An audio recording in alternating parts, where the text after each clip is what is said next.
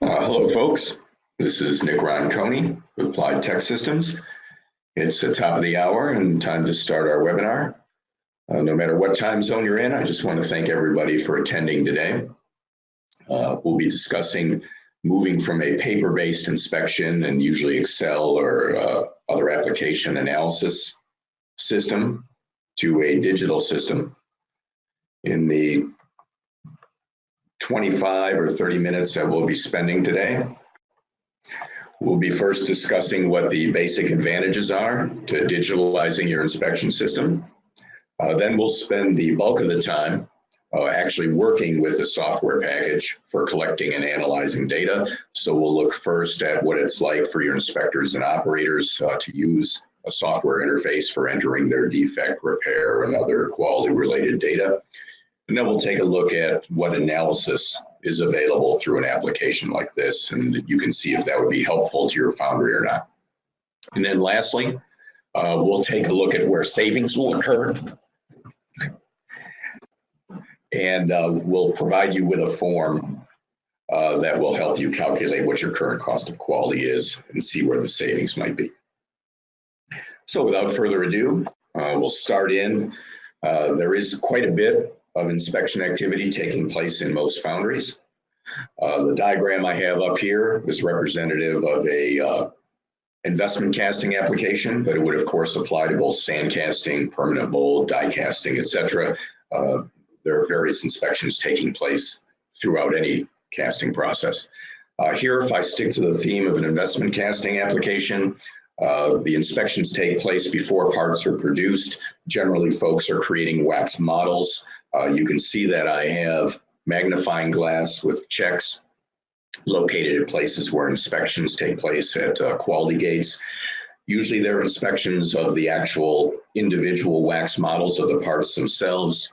Then when those get treed up, there's inspections that take place of those trees, usually both by a human with visual inspection and then perhaps using a borescope or some other type of equipment. After those have been dipped in the ceramic tanks, there's generally a look that's taken at the investments or the shells themselves. The parts get made, and then if I move on, after the parts come out, there's generally knockout or shakeout. The parts may be cleaned up a little bit. Then there's visual inspection stations where the castings are inspected. If you work in an aerospace type of an environment and you have expensive castings or complex castings made out of titanium, magnesium, etc., a lot of times there is an opportunity to repair the parts, do some welding and blending, etc. Even if you don't repair the parts, generally if there's some minor defects like removing flash or grinding a gate off, that type of thing, that process or an actual weld and blend generally means that after the parts have been worked on, they cycle back either through visual inspection or else they go through a more complex type of an inspection such as FPI or X-ray, etc. Many foundries these days have added value departments where they're doing CNC work or maybe some light assembly. There might be some inspections there. And then, of course, if you've shipped a non-conforming product to a customer and they have to return it or you have to go on site to a customer, there's generally data collection that takes place and then follow up with like an 8D or some other process based on that data. So as you can see here, any foundry is going to have quite a few different locations where data is collected. This data is often collected by hand. It's kind of interesting that with manufacturing 4.0, I'm sure your process engineers and your operations folks are investing quite heavily in connecting to their PLCs and their sensors and everything to get process data. But yet studies show that about 70% of the actual product inspection information is still collected by hand. So if you do move to a digital system, you'll be closing the loop per se in having all of your information, both process and product, in a digital format, which of course makes it a lot easier to work with. If you are collecting data on pieces of paper, some of these probably look familiar to you. I just put some very common formats for inspection forms. On the upper left, you see the common tick sheet where you might just be putting marks on a form. as far as what kind of defects you're seeing to try to get a handle on that. On the bottom, you see just a standard checklist, maybe a mix of actual measurement information and confirmations of things like ID stamps or etchings, as well as some visual inspection. The one on the upper right, the largest one, is probably what I see most in foundries. Generally, it's important to know both the location and type of defect. So many times a paper inspection form takes on the look and feel of a picture of the actual product, and then people mark down, as they have here, where a burr has been marked on the actual graphic. I'm sure a lot of you are familiar with another type of this form, which is some type of grid, maybe a 10 by 10 grid laid over this. Then multiple part datas are mixed on that form with the grid, and then you go to your process engineer and say, hey, a lot of our porosity is located in grid location A3. So again, if I am collecting data by hand, and then the next step is keying that data into Excel or some other type of maybe a homegrown system or an ERP or MES system, there are several downfalls with this whole process. Number one, if I am collecting data by hand and then keying it into another application, there's always errors associated with data handling. Generally, a piece of paper or something homegrown isn't elegant enough to allow you to really get all the information you'd really like to have, to drive down defects and make long-term process improvements. And then if your analysis system is actually based on Excel, there are fallbacks, of course, in the sense that if the one person who put that Excel analysis package together using pivot tables and such leaves or moves to a different job, those systems often fall by the wayside because there's no one left who knows how to actually maintain that system. ERP and MES systems, if you're using SAP or Odyssey or something along those lines, those are great generally for production and financial reporting, but not so good for quality people or process engineers because they really lack the analysis that you need to drive down defects. And then, of course, anytime I'm handling this data, there's lag time, and lag time in identifying a problem means that I have a lot of non-conforming material that's built up in my work in process, which of course adds to my cost of quality. And then lastly, usually you just can't get the analysis you need through an MES system or Excel, such as analysis by cavity or other factors to drive down your defects. So having said that, what we're going to do now is spend about the next 10 minutes or so taking a look at a digital application for collecting and analyzing data in a digital sphere. What we're going to be using is a software package called ATS Inspect, which is a pretty popular package at foundries. The software itself for data collection can be run on both a tablet or a fixed station. That's important for you to think about. If you're inspector-based, you'll probably want to have something that runs on a portable device. And if you have fixed stations, say at a scrap dispositioning area, maybe a fixed station is the way you want to go. And after we collect that data, then we'll take a closer look at the analysis. This software has a web-based analysis package with a lot of reporting, and we'll see what's possible to help you there. So having said that, let's move now to the data collection application. Usually you have a couple choices when you move to a digital system. You can hire a company typically to make a specific digital package that meets your requirements specifically.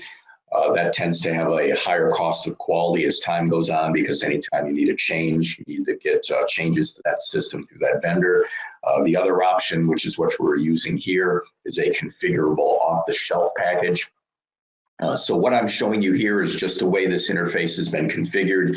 Generally, a digital system can be reconfigured to match up specifically with the kind of data that you want to collect. So generally, there's some type of login, which I've already done. One of the advantages of moving to an electronic system is you can really leverage a lot of the other technology that's out there. So as far as logins go or other types of data that's entered, if you have things like barcode scanners, badge readers, optical readers. The nice thing about using software to collect your data is you can really leverage that technology and enter data through barcode scanners, RFID tags, etc. So I've already logged in. I'm going to select a part here for inspection. And again, here you see a list of various categories of parts at the top. I'm going to, of course, go to the casting area When I select castings, you'll see some part numbers that appear down here. This is merely one way that I'm using to collect my data or select my part. You could scan a barcode or other method as we have discussed. So there are a couple of different ways to enter data. If you remember looking at the paper sheets, there were checklists, for example. Then there was a sheet that had a graphic of the part. So first, let's take a look at what it's like to enter data through an electronic interface on a graphic. The nice thing about this particular software package I'm using now is the graphic can actually be a CAD image. So you can see this is a live CAD image. I have the ability to either rotate the part by grabbing the corner in order to get the orientation I need to enter a visual defect that I'm seeing on the part. If you look over here on the right, you can see that I have these what we call thumbnails, which as I click on them, you'll see the part rotate to a predetermined orientation. The nice thing about using a CAD image, and again, an advantage overall of using a digital system, is most of you are using, let's say, Team Center from Siemens or Unigraphics or something along those lines for managing your CAD graphics, and you can just import those graphics right into a software package. One of the other advantages there is usually if I have a solid cast part like this, it's broken down into different areas. If you look in the bottom left-hand corner, you'll see that right now, based on where my cursor is, it says part location front knuckle at the bottom of that window. You'll see if I move to other areas of the part, because this was noted in the CAD image, the software knows that this is a suspension arm knuckle, this is a tie rod arm knuckle, etc. So later on, I can analyze my defects by area of the part, which is usually very valuable. You also have the ability, by the way, you see I have this zoom button down here. So if I really want to hone in, I can magnify a portion of that graphic, and then I can really locate that defect exactly where it is on the part. I'm just going to go back to full image here. So let's say I see a defect. If I'm using a touch screen, I can simply touch the part, or I have the ability here to click on the part as I'm doing with a mouse. The nice thing about a digital system is, unlike a paper system, if you're using free-form comments, a lot of times you have a problem where people are calling defects different things. Here I have the availability to have a predetermined list of my own vocabulary of defects. So after I touch the part location, we're capturing the XY location on that graphic, and then I can pick the actual defect that I see. We'll pick cold shut here. Now, the nice thing in terms of getting additional information is you can see here, I have a screen come up where I can actually rank the defect. So for example, if the cold shut was bad enough, I can scrap the part, or if I can grind it out or otherwise repair it, maybe I just have a rank of major. So I'm going to pick a rank. The software also has the ability to do things like assign a responsible cell and area. Again, you don't have to do this, but I'm just showing you some of the capabilities that are possible. So here I'm going to say that this was actually coming from Op 110. Some folks like to enter free-form comments, which I can do here. So I can type in anything I'd like to. You'll also notice that there's a graphic here, and I have the ability to leverage the technology of having a integrated camera on my computer or my tablet, and I can actually take a photo of the actual defect and attach that photo here. So that's another advantage. How that works is, you'd see I would just click on this, this camera image here. Like most folks on Earth, I have a sticker over my camera, so you just see an orange background here. But let's say that was a picture of my casting. I would just add that to the record, and you'll see here that that photo is now attached to my inspection record. You can really get a lot of information attached to your inspection record. So if you're an aerospace caster, or you want to do an 8D or troubleshooting later, you can have quite a bit of information between the comments, the photos, etc., and the graphic with the actual defect. You can really get a nice record of what's happening on your castings. So I would just continue to collect this information. Again, I would just touch the part. I can touch the defect here, porosity. I can enter in that other information or not. I can rotate the part. So when I'm finished, I just move on to the next part. Other things that are nice is, you can see here I have some documents associated with my inspection. This is very helpful to have things like job aids. Maybe for your inspector, you want to have an example of what porosity looks like, as I have here. You can have, let's say, job aids, or more comprehensive, as I have here for forged or cast parts, that list various defects, what is acceptable, what is not. I also have the ability to send quality alerts to the floor. So if you have a known issue or something that you specifically want your inspectors to check for, you can certainly do that.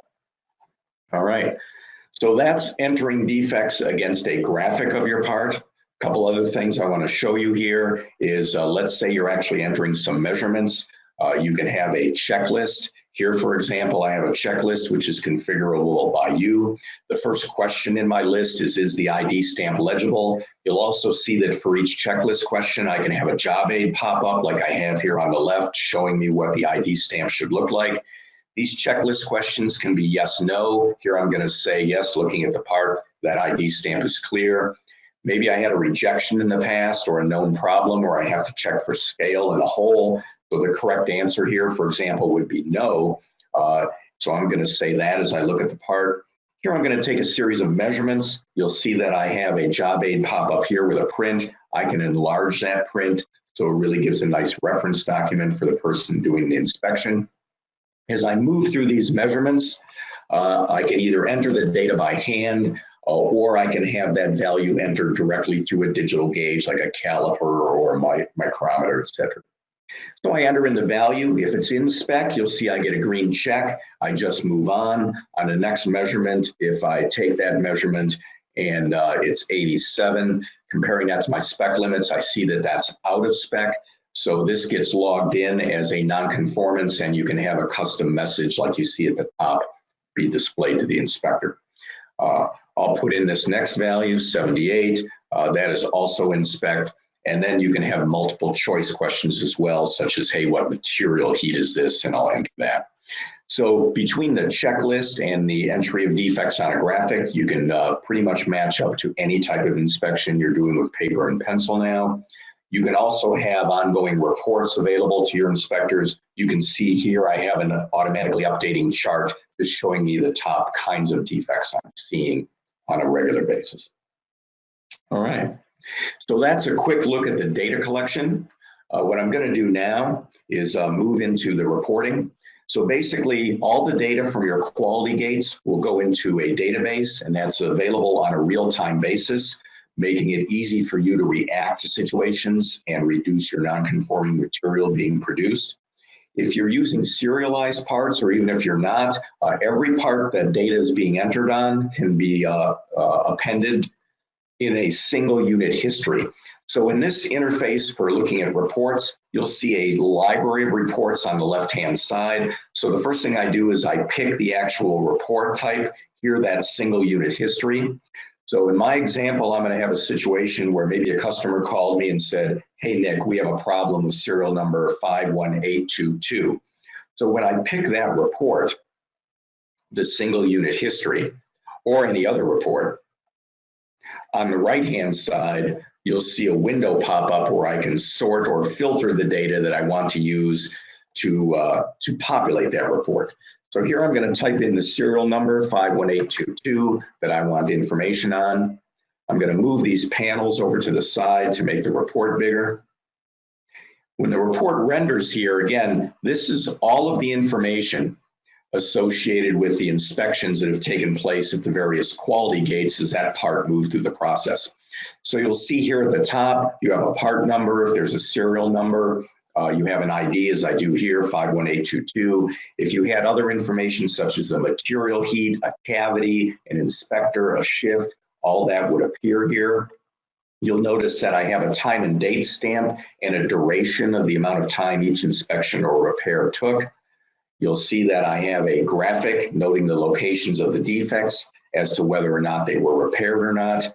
And then if I go to the second page of that report, you will recall that I entered in some measurements as far as different types of things from gauges. I also had some questions such as an ID stamp legible, etc. You'll see the results of those checklist questions.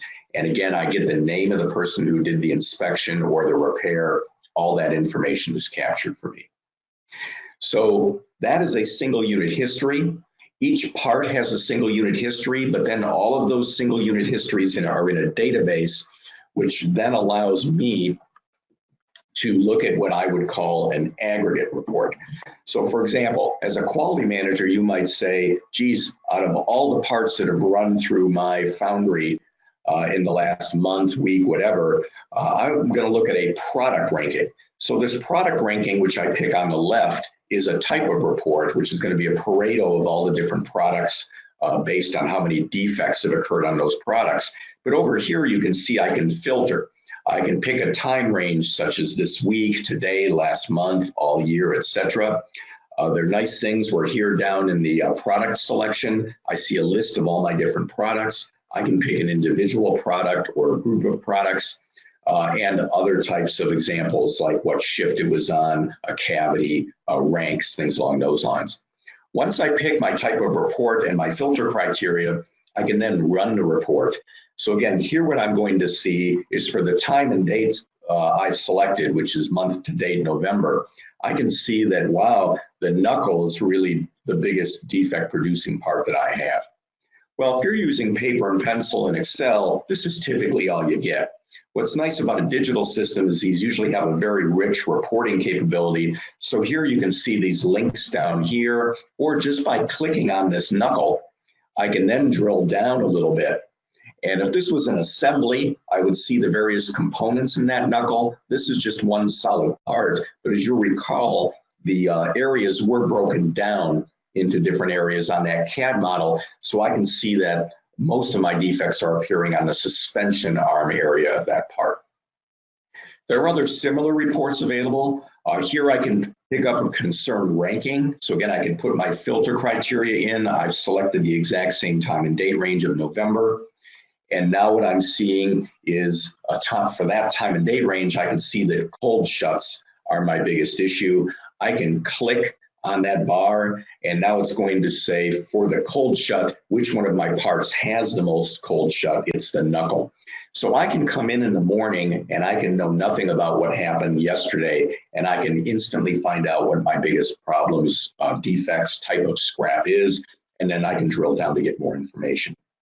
You'll also see things on here. It's easy to pick, let's say, defects by shift and concern. So when I pick that report, the nice thing about having a database and a rich reporting package is I can actually get a report like this, where it shows me my defects along the bottom indices, and it shows me that, for example, with cold shut, I have more of a problem on the afternoon shift than I do on the day shift. Now, moving to the last type of report we're going to look at, most of the time in a foundry environment, you really have to know the location of the defect as well as the type of defect. So here, because we're entering defects against a graphic, you can see here, I have that CAD image, and this report is doing a concentration diagram on demand. You'll see here over on the right, I have this mapping of cold shut against a part. I have laid a 10 by 10 grid over this. I can actually change the granularity. So here I've gone to a 12 by 12 grid, and I run that. And now I can say I want to see either all of these defects, or I can hide all and just pick here. For example, I want to see where my porosity is. And it's a beautiful report. Imagine going to see this with your process engineer, literally rotating a virtual part, a digital twin per se of your part, and now I can see exactly where my porosity is showing up.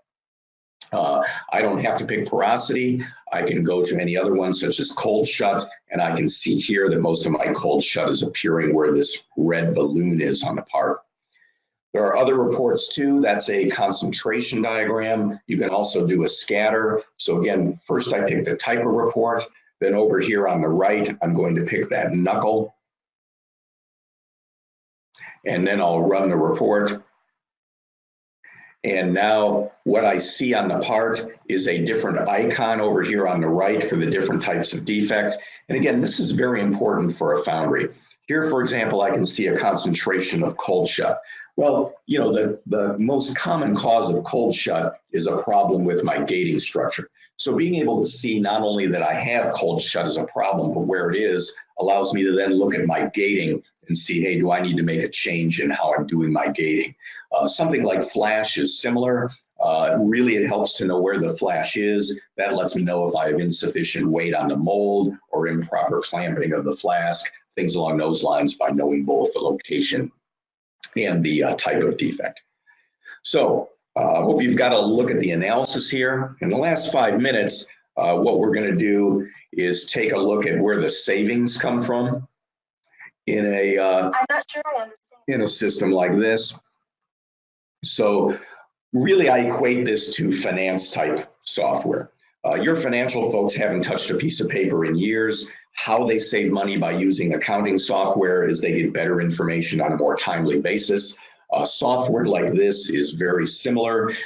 Here's an actual page out of a cost justification from an aerospace customer that was making investment castings. And you can see here, they piloted their digital system in the wax model area, and by having better information to work with on a more timely basis, they were able to achieve a 40% reduction in the number of wax patterns being repaired for their biggest defect, which was trapped air. So again, it's that better information on a more timely basis that really allows you to get a payback on the system. So let's talk about payback a little bit. In the last couple of minutes here, we'll take a look at a form that I'll be sending to all of you who attended the webinar. So how do you put a handle on your cost of quality?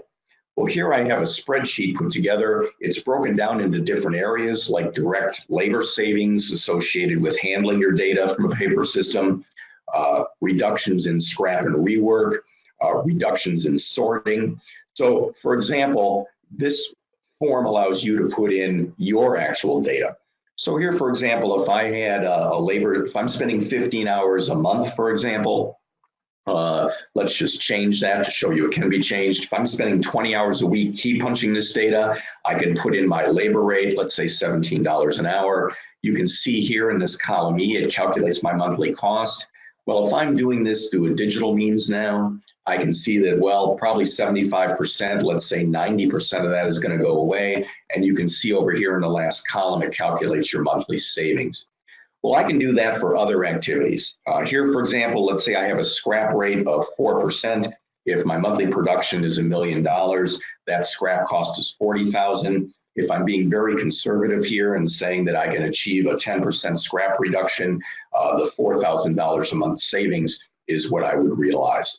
So you can go through the other areas here, such as hours per month on sorting. So here again, I can put in, let's say 20 hours per month, my labor rate, and the software will calculate that. If I reduce my sorting by 20%, it calculates my savings. So that goes all the way through this sheet. And then you can even put in a cost of the digital system you want to purchase, some ongoing costs, and this form will actually calculate an ROI and a savings for you as well. All right. Well, we've taken about 28 minutes here. We've reached the end of the actual webinar. I want to thank you all for attending. Right now, we'll open up the floor to any questions. You'll see a box, and you can type in any questions you might have, and I can address them at this time. There is a question, Nick. Oh, okay, sorry. How does ATS Inspect integrate with existing ERP systems such as Guardian software? Oh, that's a good question. What I would like to say is probably about 90% of our installations are integrated with ERP, MES, or other quality systems.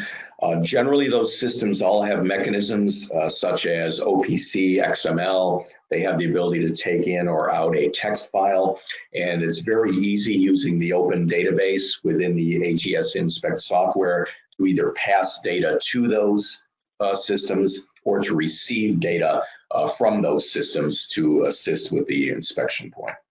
What we generally do is look at each individual company's system, and then we decide what work needs to be done, and we perform that integration.